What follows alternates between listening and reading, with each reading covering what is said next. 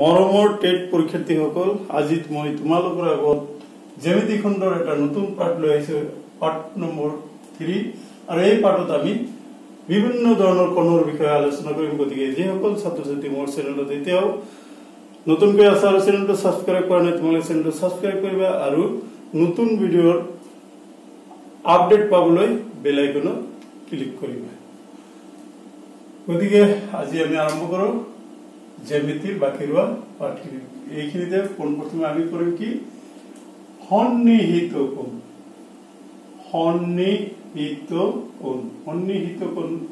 ইংৰাজীত কি বুলি কোৱা হয় সন্নিহিত কোণক ইংৰাজীত adjacent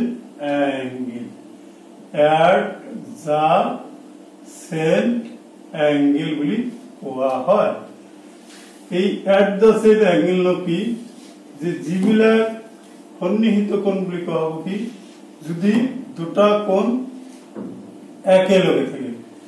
দেখিছে এই দুটা কোণৰ যদি এই শীৰ্ষবিন্দু বিলাক এটাই হয় এটাই যদি শীৰ্ষবিন্দু হয় তেতিয়াহ'লে এই কোণ দুটাক আমি কি বুলি কওঁ সন্নিহিত কোণ বুলি কওঁ কি কৈছো যে দুটা কোণৰ শীৰ্ষবিন্দু যদি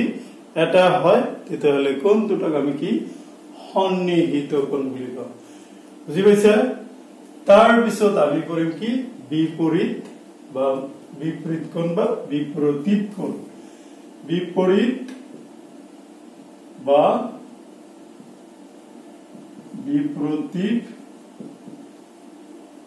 বিপৰীত কোণ আৰু ইয়াক ইংৰাজীত অপোজিট এংগেল বুলি কোৱা হয় কি অপোজিট এংগেল বুলি কোৱা হয় এতিয়া অপোজিট এংগেল নো কি এনে আমি শিকিছো কি বিপৰীত যদি দুডাল সৰলৰেখাই কোনো বিন্দুত কটাকটি কৰে কি কৈছো এই দুডাল সৰলৰেখা আছে নহয় এইটো এটা সৰলৰেখা এইটো এটা সৰলৰেখা এইটো আৰু এইটো এটা সৰলৰেখা ধৰা এইটো এ এইটো হল বি এইটো হল সি এইটো হল ডি এইটো হল ও এই যে দুডাল সৰলৰেখাই এটা বিন্দুত কাটিছে এই বিন্দুটোৰ নাম দিছো কি ও বিন্দুত কাটিছে নহয় এই বিন্দুৰ ধৰা এইটো এটা কোণ হৈছে এইটো এটা কোণ বিপৰীত ফালে উৎপন্ন হোৱা কোণ দুটা কি বুলি কোৱা হয় বিপৰীত কোণ বুলি কোৱা হয় কি কৈছো বিপৰীত ফালে যিখিনি কোণ উৎপন্ন হৈছে সেইখিনিক আমি কি বিপৰীত কোণ বুলি কওঁ আকৌ ইয়াতে চিত্ৰটোত কি হ'ব এ ও সি আৰু বি ও ডি এই দুটা কোণ হল কি বিপৰীত বা বিপৰীত কোণ মানে এই কোণটো আৰু এই কোণটো বিপৰীত ঠিক তেনেকৈ এই কোণ আৰু এই কোণ হ'ব কি বিপৰীত কোণ আৰু এটা কথা তোমালোকে মনত ৰাখিবা যে বিপৰীত কোণবোৰ সদায় সমান এটা এটা উপবাদ্য যে বিপৰীত কোণবোৰ সদায় সমান কিছুমান অংক কৰোঁতে আমাৰ এইখিনি বস্তু লাগিব হ'ব এতিয়া আমি আহো কি পালো সন্নিহিত কোণ বিপৰীত কোণ পালো নহয় এতিয়া আমি পঢ়িম পূৰক কোণ কি আৰু পূৰক কোণৰ পিছে পিছে পঢ়িম সম্পূৰক কোণ এই কোণৰ ধাৰণাখিনি ক্লিয়াৰ হলে আমাৰ ত্ৰিভুজ চতুৰ্ভুজ এইবিলাকো ক্লিয়াৰ হ'ব আৰু কোণৰ পৰা তোমালোকৰ সমস্যাটো পাবা এইটো চিয়ৰ গতিকে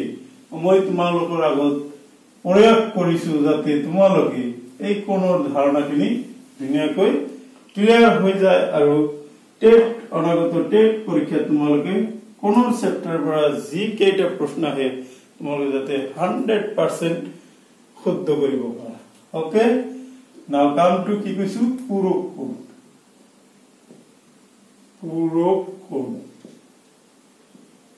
কোণক কি কোণ বুলি কোৱা হয় ইংৰাজীত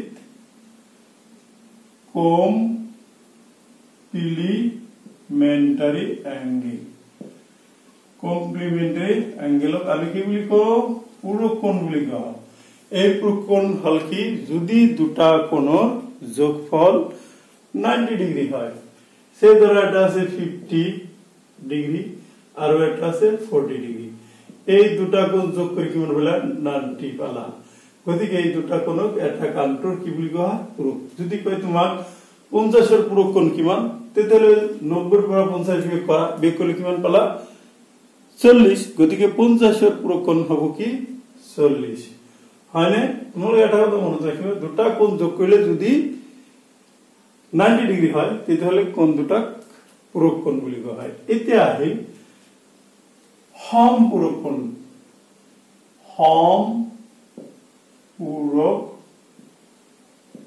সমপূৰক কোণ এই সমপূৰক কোণ হ'ল সাপ্লিমেন্টাৰি অ্যাঙ্গেল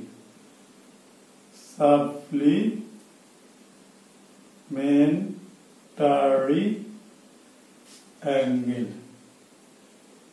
সাপ্লিমেন্টাৰি অ্যাঙ্গেলটো কি নকি যে যদি দুটা কোণৰ যোগফল 180 ডিগ্ৰী হয় সে ধৰা এটা 100 আছে আৰু এটা আছে 80 এই দুটা কোণ যোগ কৰিলে কিমান হ'ব 180 ডিগ্ৰী হেই হেতুকে এই কোণ দুটা কি বুলি কোৱা হ'ব সমপূৰক কোণ তেতিয়াহলে সমপূৰক কোণ কি সাপ্লিমেন্টাৰি অ্যাঙ্গেল সাপ্লিমেন্টাৰি অ্যাঙ্গেলটা হ'ল কি যদি তুমি দুটা কোণ যোগ কৰি যদি 180 ডিগ্ৰী পোৱা তেতিয়াহলে কোণ দুটা কি বুলি কও সমপূৰক কোণ বুলি কও ওকে তাৰ পিছত আমি কি পাম সম্পূৰকৰ পিছত আহা একান্তৰ কোণ very very important একান্তৰ কোণ একান্তৰ কোণটো হল কি যদি দুডাল সমান্তৰাল সৰলৰেখা কোনো একটা ছেদক বা তিৰ্যকে কটাকটি কৰে একান্তৰভাবে উৎপন্ন কৰা কোণ একান্তৰ কোণ বুলি কোৱা হয় আৰু এটা উপবাদ্য হল একান্তৰ কোণ বিলাক সকলো মতে কি হ'ব সমান হ'ব গতিকে একান্তৰ কোণটো কি একান্তৰ কোণ হল এক অল্টাৰনেটিভ অ্যাঙ্গেল বুলি কোৱা হয়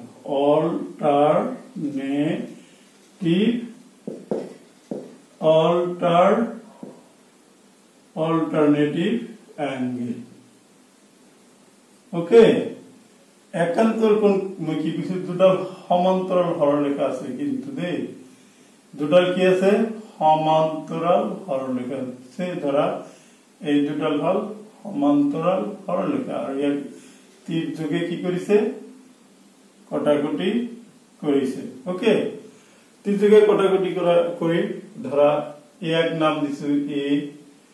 এক দিছো বি এক দিছো সি এক দিছো ডি আৰু তিৰ্যকৰ নাম দিছো পি আৰু এটো দিছো কিউ আৰু ইয়াতে ধৰা এম আৰু এন বিন্দুতে কাটিছে এতিয়া হল এই যে কোণটো আছে নহয় এই কোণ আৰু এই কোণ একান্তৰ কোণ বুলি কয় ঠিক হেনেকৈ এটো দিছে নহয় আকৌ এই কোণকো একান্তৰ কোণ বুলি কোৱা হয় আৰু একান্ত কোণ বিলাক সকলো সময়তে কি হ'ব সমান হ'ব মনত ৰাখিব লাগিব কি একান্তৰ কোণ always equal then come to অনুৰূপ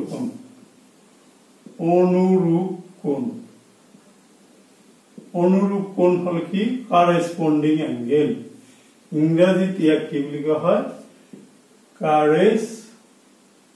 কাৰেসপন্ডিং